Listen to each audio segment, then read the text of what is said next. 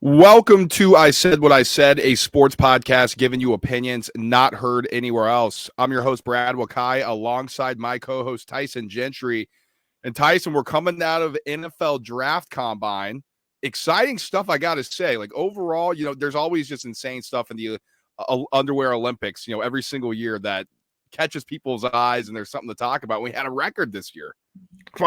We finally had like a real one. It felt like the John Ross one was kind of like everybody looking around, being like, "Yeah, that counts." Like that is the record, but we weren't, totally sure. He won an island, I think. I don't know what Xavier Worthy's going to get for this. Maybe an Adidas shoe deal or something. But that boy fast.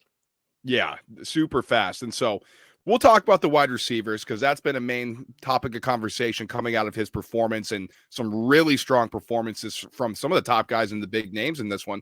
We'll go through, give you some bold predictions that we have, some major takeaways overall. But Tyson and I are going to start here. We're just going to talk about the risers and based on what we saw just coming out of the combine. Now, again, last week we talked about, listen, when we watch the combine, we don't necessarily change our board too much because a lot of the stuff that we've known about, like we know Xavier Worthy's fast, like we know Chop Robinson's a good athlete, but there will be risers that come out of that. Oh, that guy was faster than I thought. Ooh, that guy looked pretty good doing these types of drills. Oh, compared to the other draftees, this guy looks like this. And so we'll talk about the risers and everything like that, and then we'll move into the next portion of a podcast here, Tyson. But who's like one name that really stood out to you that's like, wow, this guy's stock is on the rise? Well, one for me, and it's kind of cheating because his stock was pretty high to begin with. Brian Thomas Jr. From LSU. He comes in, he's 6'2". That's a number that you love to see. He's weighing 209 pounds, right? And he looks a little skinny when he's out there on the field running around down in the bayou. So getting over that 200-pound mark was pretty impressive. And then he runs a 4.33. And the reason that I'm putting him here in the risers is because at the start of kind of mock draft season, we'll call it, as soon as the NFL season ends, it's like, okay, this guy's a target for the Bills, or this guy's a target for pick a name of a team in the back half of the 20s that could use a wide receiver. And Brian Thomas was being mocked all throughout. And now after this weekend, it kind of feels like maybe he just solidified himself as the top of the next tier, where it was kind of jumbled before and you could pick your poison or your flavor, so to speak. And then he comes in with prototypical size and runs insane times. And, when they get down to the pro day, he'll have Jaden Daniels throw him the football, and things might even get higher still. There, granted, he'll be competing against Malik Neighbors, so he won't look quite as good. But this is a guy that I think went from probably back half of the 20s to early 20s, maybe late teens, which doesn't sound like a ton. That's $7 million. For me, Tyson, I got to go. You went with one of your guys from LSU. I'm going to go with one of my guys from Penn State, and that's Theo Johnson, the tight end. And, not a real household name, right? Like he didn't have the production where you look at him like, oh my God, that guy is going to be a great player in the NFL, like we're doing with Brock Bowers, or like we did with Sam Laporta last year, or these other big name tight ends. But when you look at Theo Johnson, the guy is just a super, super freak athlete. 6'6", 260 pounds. Tyson, he ran a 4.7 or a 4.57 40. His broad jump was 10 feet 5 inches. Vertical jump almost 40 inches. Like the dude is a freak. He fits the prototypical size that you're looking for at the tight end position. He is a good blocker. He didn't have a lot to do at Penn State catching the football, but he's a vertical threat. He can get down the field. He can catch the ball. He's got strong hands. I think he's going to be a much better player offensively in the NFL than he was in college. He's going to be asked to do different things. His size, his performance at the combine, teams are going to be drooling over getting their hands on Theo Johnson. I thought he made himself a lot of money over the weekend.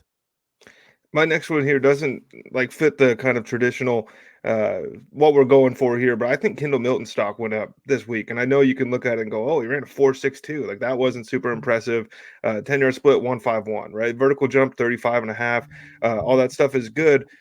The other part is he comes in, he weighs 230 pounds, man. And like this is a guy coming from, or 225, excuse me, for those of you counting BMI out there in your prospect profiles.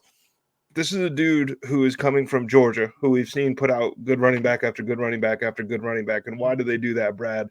Is because they recruit 5-star kids. They don't run them into the ground. We don't truly get to see what they're made of until they get to the league. He doesn't have a ton of creativity at the second level, but we talk kind of ad nauseum during the season.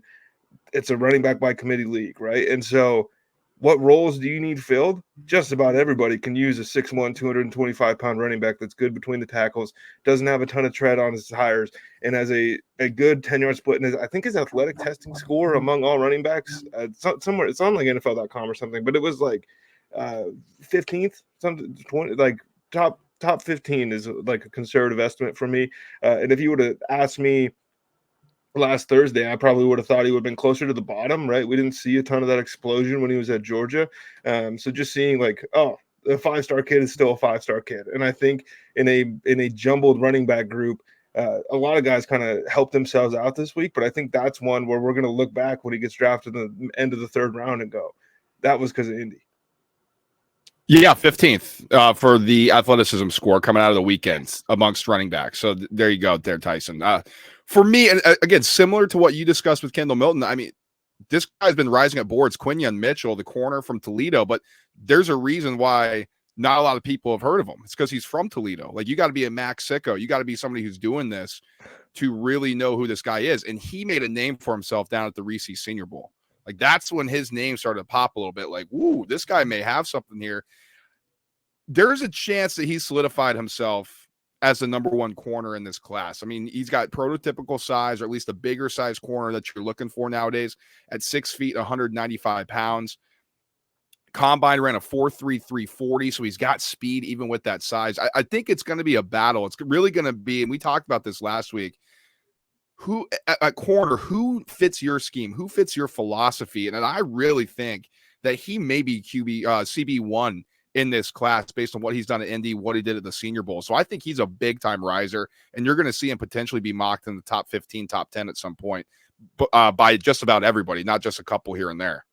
Well, when you look at him, like if you just look at him, right, and you're not watching a football game, that guy's not going to fight. He's not coming up here to tackle. And then you turn the tape on, and he's at least involved, which I think is a very solid thing for a corner to be. Brad, my next one here, I don't know how many of these we're doing, but I'm not getting out of here without mentioning the big boy, Devondre Sweat. What the hell?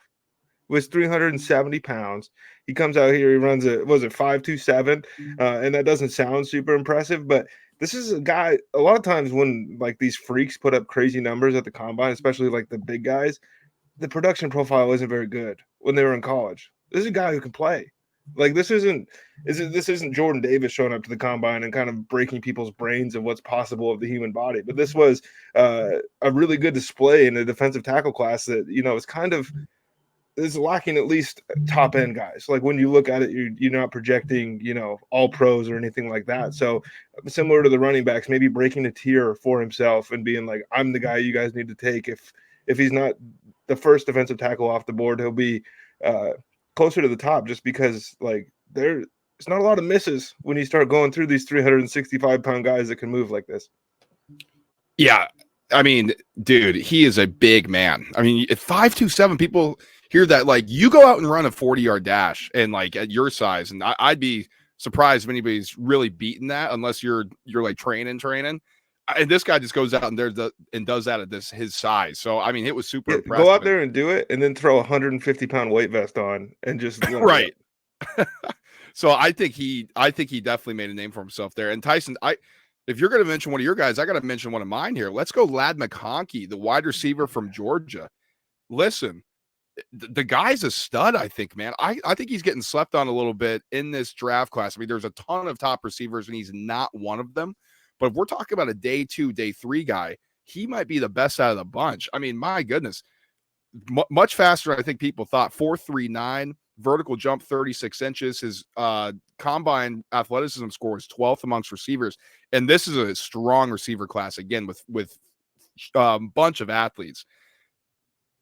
I think, Tyson, I'm going to say it. I think he may be the best day 2 pick or day 3 pick when we get into bold predictions. I'll just throw out an early one here. I really like him. If you saw what he did when he ran down the line, he's a great hands catcher. He just follows that line. I mean, he looks super impressive. I think somebody's going to get a steal with McConkey. So I've been seeing, I think it was Lance Zierlein, somebody had him 32 to the Chiefs. So I don't know if you're going to get away with that day 3 stuff. But again, like we'll reevaluate in April because that might change the entire way that we're approaching Ladd McConkey. Going into the combine, like all you keep hearing is like, oh, he's the safe one. Like, if you want to get somebody that can play, and Brad, they're saying that because he's white. Let's just be very clear about this. If you watch Ladd McConkey play, there's a lot of stuff where you go, man, I don't know if that's going to translate. But because he moves the way he does and looks the way he does, and it's kind of like, well, he's going to catch 100 balls. He's always going to be open in the slot. I had concerns, like, little guy, I don't know, top end speed, all this stuff. And he came out and ran the drills like he was freaking Jerry Rice, right? Like they were using him, like that should be teaching tape for some of these guys coming into, and he's maintaining 20 miles an hour going down the line. So I think Ladd McConkey probably did himself like the most favors in the wide receiver group this week, just off like, it's no longer sneaky athleticism. He's just athletic. Anybody else you want to highlight, or you want to get into just overall wide receivers? We just kind of talk a little bit about McConkey now. I think, yeah, I mean, let's go into the wide receivers. I think I could be here all day if we're just like, there's stuff like from everybody where it's like, I didn't know Isaiah Davis was like this big or whatever it is. Receivers. There's a lot of discussion about the wideouts in this class. I think it's a strong class for sure, Tyson. I mean, we talked about it last week. This one's going to rival what we saw in 2020, and I think this combine really highlighted how deep it is. Xavier Worthy, the speed. Brian Thompson, you highlighted the speed, and you got, your possession guys, for lack of a better word here, with Ladd McConkey, Roman Wilson. You got your stars with Roma Dunze and some of the bigger body guys. Like, it really has it all. So where do you want to take it with this discussion? I got a bold prediction, though, based on kind of what I think, because it's so deep. But where do you want to drive this discussion here, just talking about the receivers in general? Well, let's start here, I guess. We didn't talk about this, so maybe I'm catching you by surprise. But we know you're taking Marvin Harrison Jr. over Jackson Smith and Jigba. And I assume you're taking Malik Neighbors over Jackson Smith and Jigba.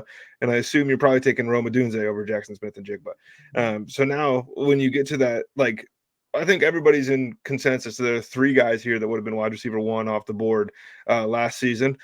Is there anybody else that you look at and go, man, that guy he would have been pretty close? Because it's not the same draft class, but I'm looking at this one and I'm going, how much better was Jahan Dotson as a prospect than Tez Walker? Well, those are the three guys I take over JSN. For sure. Yeah. I think beyond that, JSN, he'd probably be number 4 in this class. The guy has traits. He just kind of had a wonky into his career at Ohio State. So, but yeah, I think those three guys, you could say, I mean, you got, if you want size, all that good stuff, I think you have it in these receivers compared to what you had in JSN. And so that's when we talk about this wide receiver class being like kind of special. It's because there's probably going to be 3 of them that go in the top 10, and we might be looking at 5 inside the top 20, depending on how the chips fall. Because I think Brian Thomas is going to get there, and let's see how Xavier Worthy running 4.21, how that looks to NFL teams. Because granted, I don't know, like how funny would it be if Vegas did it? Oh, it'd be classic. It'd be so classic. He'd be doomed, but it'd be funny.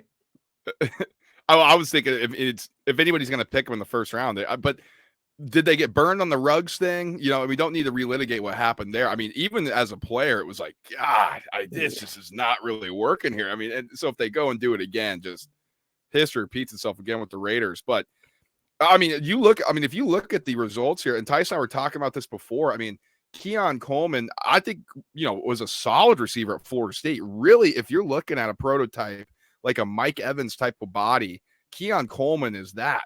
But he runs a 4.61, the second worst out of the combine of this unit. And you're like, geez, is he even draftable? Is he going to be able to run? I think that's, again, where we buy a little bit too much into what happened in the underwear Olympics, where it's like, look at the tape. The guy's a mover. The guy can play. He probably will project a little bit better at the next level. And then when you got some of these guys who are just workout warriors running 4.4s, 4.3, all these different numbers, he's going to get a little bit lost when you do this. So to me, yes, people are going to be a little bit down on Keon Coleman. That provides value, I think, from teams. It's like, listen, we like him. We're not necessarily looking for the Marvin Harrison Jr.'s. I mean, we'd love to have him, but we know we're not going to get him. Like, what we want is a solid second, third option, and Keon Coleman could be that guy. Well, I don't know how many Florida State games the people listening watched, but at no point in any of those games did we sit back and go, Johnny Wilson's faster than Keon Coleman.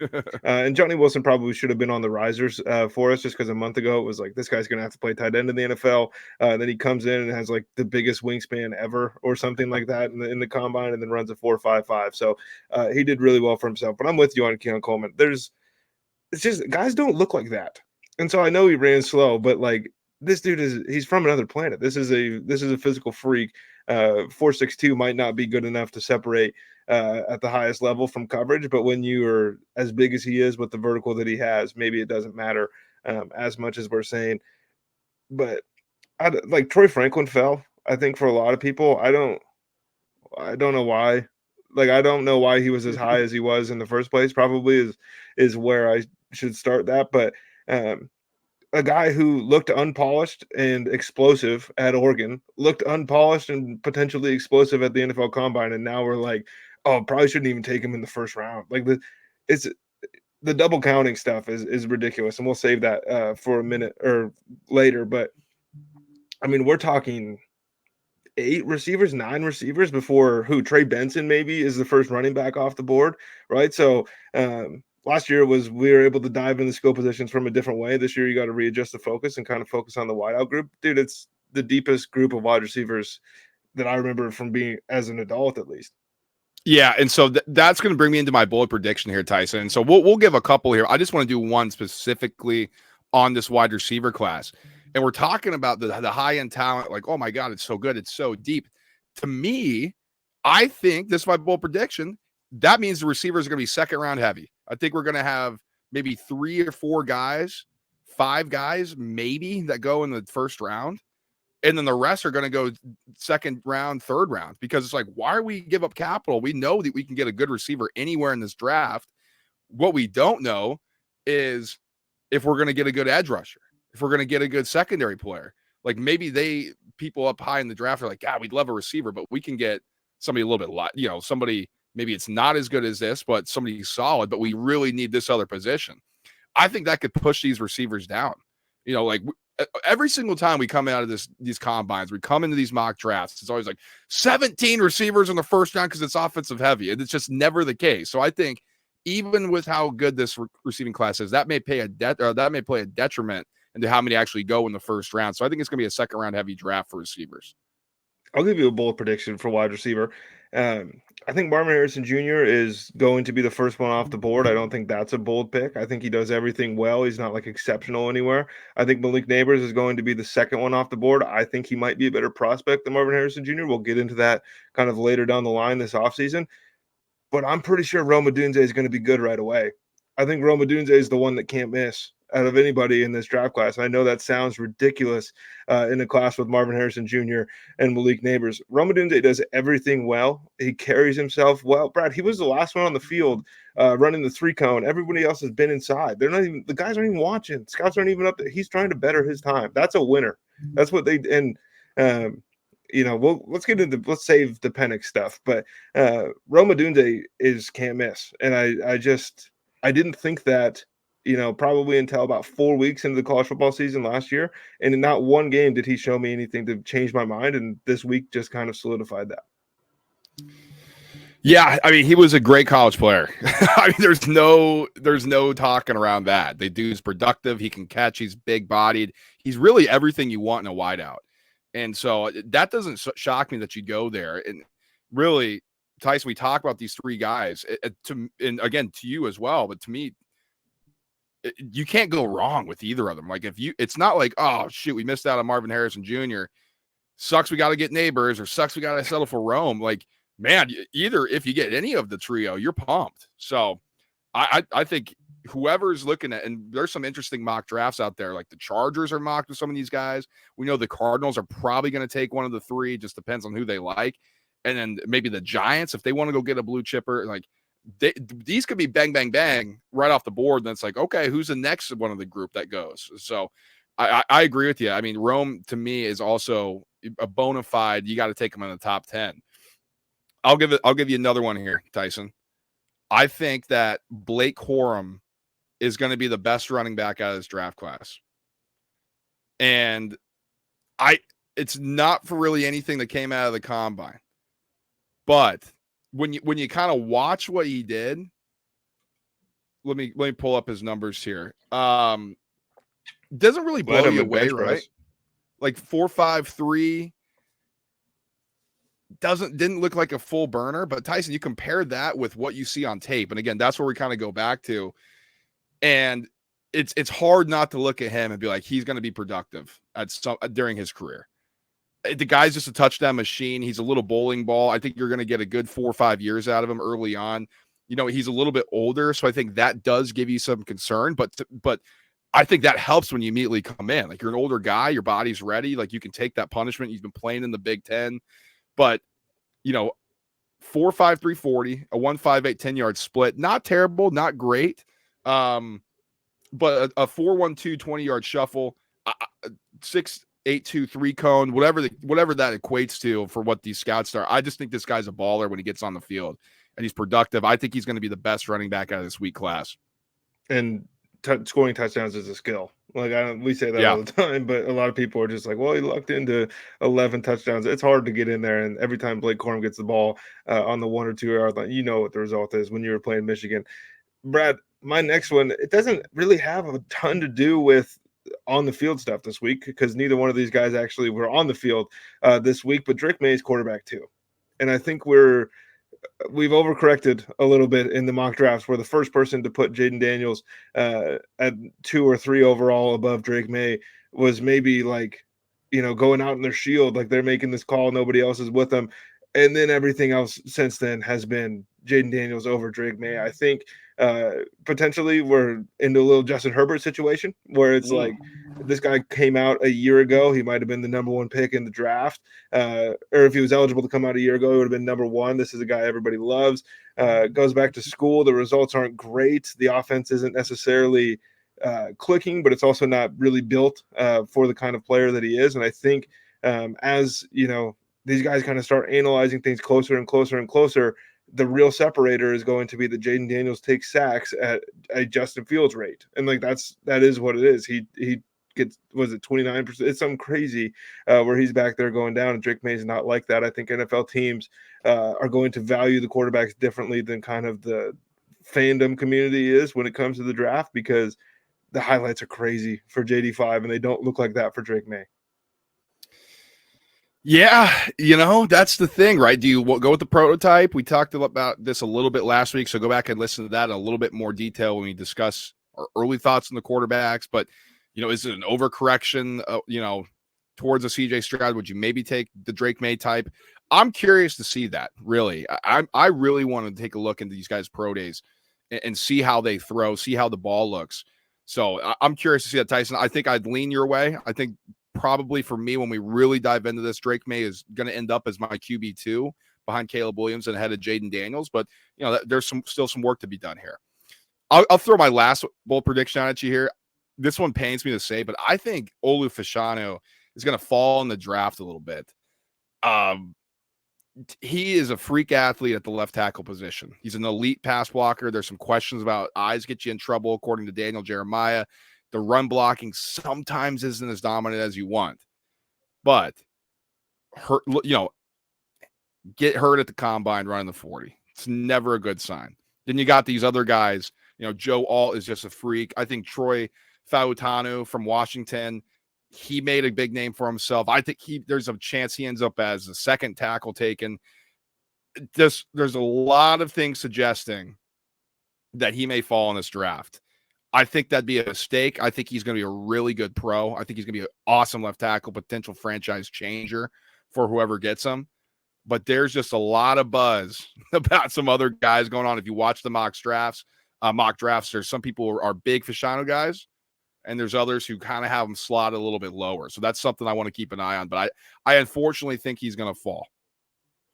That did pain you to say. I can tell. I can see it in your eyes that you didn't want to have to say that about the kid. But my last one, again, is kind of a little bit different than just combine related, but something that I kind of left the combine feeling is that we're finally going to get actual fireworks in an off season, because is one thing until these guys kind of put the numbers to the tape and get out there and run, that we can kind of confirm some of these things. There are some home run hitters, not just at wide receiver. That's kind of the one everyone's focusing on. But we have 3 quarterbacks that are going to go super high. We have a couple dominant offensive tackles. But I think that there are going to be more instances this year of a team being like, we're not missing out on the blue chipper, because the other guys are good, but like it's very rare that a draft class has this many skill position guys who are kind of blue chip talents. Typically, like, you did well if you got one, right? And this draft class certainly feels like it has 5 or 6. And we're going to play musical chairs with quarterbacks in the offseason. We're going to record an episode here a little bit later, kind of give breakdowns on who got cut, who got tagged, all that stuff, and what it means. Brad, just a little early thought is that it means these guys, there are going to be more teams kind of pushing their chips into the middle than backing off this year. Ooh, I like that. I like that. All right, Tyson, let's get in the major takeaways to close out. Major takeaways from the combine, all that good stuff. We'll start rattling some things off here. To me, first one that I noticed, I think this offensive line group's even deeper and better than I thought. They're good because we've been focusing on the tackles. Just, that's where you have to make your money, right? Left and right tackle, you got to protect your quarterback. But the interior group here, I mean, they performed much better than I thought, much more athletic than I think a lot of people thought coming in. This is a deep, deep overall group. And so I want to see how many linemen go day 1, day 2. Like, I think it could be a loaded draft for teams who finally need that offensive line help. Right? How many times we hear, they're just not teaching the offensive linemen, developing them like they used to. And we finally get a good one where it's like, man, if you need interior, you can find one here. If you need a tackle, you can find one here. So I think this is going to be a good thing for the NFL. Or they say you can't draft interior linemen this high. Well, you can. You just can't draft Will Hernandez this high. Like, there has to be some measurables back there behind it. And these dudes kind of popped off the screen a little bit. One of my major takeaways, and I mentioned it a little bit, dude, we can't double count stuff. Like, it counts that Xavier Worthy runs a 4.21, but his whole selling point was that he was fast. He still weighed in at 165 pounds. The concerns are the concerns. We knew Blake Corum was strong. I'm not giving him any extra credit for being the one on the bench press. Like, it's tough to kind of listen to risers and fallers from a lot of different places, and it's like, yeah, but we already knew that about this guy. It's baked into their prospect profile, so to speak. I'm not going to double check that box just because somebody runs a 4.21. It's wildly impressive and it will help his draft stock, but it's not we didn't see this coming. Like, where did this come from? It's very rare that happens in the combine. Like, when Chop runs a 4.48, everyone's kind of looking around going, wow, I didn't know he could do that. But some of these guys run 4.37. It's like, yeah, he was fast on the field too.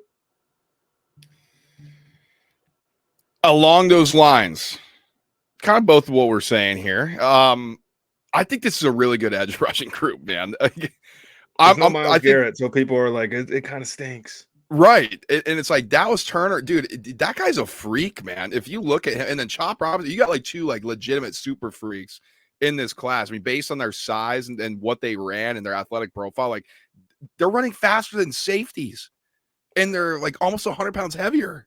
Like, it's crazy. And then Jared Verse, like, I think he's going to get dinged a little bit for his lack of athleticism. The guy still ran a 4.58. He's huge. And then Laitel Latu from UCLA, a little bit down in terms of what his overall athleticism was. The guy just produces. And you just go through the list here and you're like, man, these are good players coming out, putting up pretty good numbers. And I think everybody kind of fits, wants to have a singular mold for what an edge rusher is, right? Like, it needs to be TJ Watt. It needs to be Myles Garrett. Well, some people run a 3.4, some run a 4.3. So you have a different type of athlete that you need. So, just because Dallas Turner runs a 4.46, another guy runs a 4.7, it doesn't mean he can be any less productive in what the team's asking him to do. So I actually think this is a deep edge class, athletic edge class. And I think you're going to get some good edge rushers out of this one. I think that should just be the main takeaway, is that this is one of the most athletic groups that I've seen, like, top to bottom. Woo. It's pretty crazy. But athleticism can kind of take you only so far. And none of these linebackers are built, at least to me, like, at least the top ones, right? Like, Peyton Wilson goes crazy, runs a 4.44 and stuff, and it's like that's awesome, but he's too skinny to stay on the field. Like we saw that for what 3 years at North Carolina State. Like Mhm. this is these guys aren't built body type wise necessarily the way that we're used to seeing linebackers, and that's been kind of changing over the last 5 years. And maybe this is just the new normal, but it's listen, this is in the weeds thing, but they're not paying running backs. And so everybody else is going to start playing different positions. And then there's going to be a really good running back that comes along in 6 seasons, and they're going to pay that guy because he's going to be running over 215-pound linebackers. And sideline to sideline and being able to cover out of the backfield, all that stuff matters. But we're eventually it's going to swing back to there's going to be a couple Derrick Henrys, and you're not going to be able to hang with them. I mean, this running back class by itself has some tanks in it. And you can't talk about how athletic these offensive linemen are getting without mentioning the guys that they're going to be seeing quite a lot of on that second level. And these dudes are just they're kind of like big safeties. Like a lot of them just feel like I'm looking at a giant safety, and maybe it's just old man yelling at clouds. But I do feel like there's some durability concerns for me, at least, just with the way that a lot of these guys are built. All right. Anything else you want to get off your chest coming out of the combine? I don't think so. Yeah, I don't know. Last week I said that there's not like a top end cornerback in this group, but I think there's like 7 that have a shot at going like top 45. Yeah. I mean, it'll be interesting to see how everything comes out of this. And of course, we have the pro days and all that stuff. So people who didn't necessarily do a lot of on-field work in Indianapolis, they can do some things in their home building. What do you think about Caleb Williams? And did you care about that at all? People thought made that a story. No, dude, I don't care about anything that's Caleb Williams is just people doing stuff to click. Like, can the guy play? I think he can play. Like, I'm taking him number 1. Like, I don't really think there's anything that you can try to convince me to not take him. Oh, that's great. Somebody said that his dad said something, so now Caleb Williams said it, and that's going to be the way that it goes. Dude, if you're not going to get drafted by somebody drafting 25th, you don't have to turn in your medicals. You gave them to the teams that matter. Who cares? Yeah, whatever. So, I mean, there's going to be a lot of smoke that comes out of draft season. We'll be here. We'll be doing more analysis. We'll be starting to put together our top 5 lists, our top 10 lists for different different positions and all that good stuff. But in the meantime, like, subscribe, and share the show if you haven't already. Stay connected with us on socials at ISWIS_pod. Like Tyson mentioned, we're diving into the first part of free agency here in the NFL. As it was tag day as we are recording. And so we'll take a look at who was tagged, who was cut, some of the free agents still out there. We give a first look at who may be on the open market when the free agency period begins. And so stay tuned for that. We'll talk to y'all then, guys. Peace.